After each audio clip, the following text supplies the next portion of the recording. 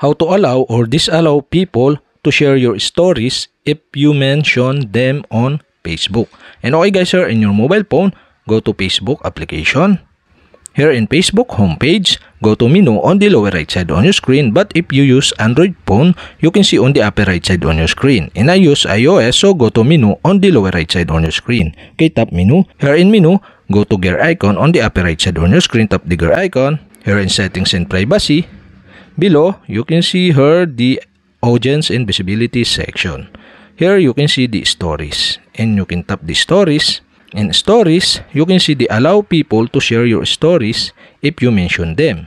And the allow people to share your stories if you mention them is disallow. So if you want to allow this, okay, you'll have to do switch on the switch button on the right side. And if disallow, their story will be visible for an additional 24 hours.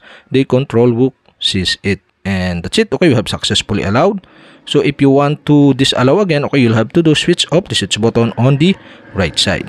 And I decide to allow the people to share your story if you mention them. And that's it. Okay, if you have a question, kindly comment below. And don't forget to hit the subscribe button and the bell to notify you if I have new video. Okay, thanks for watching.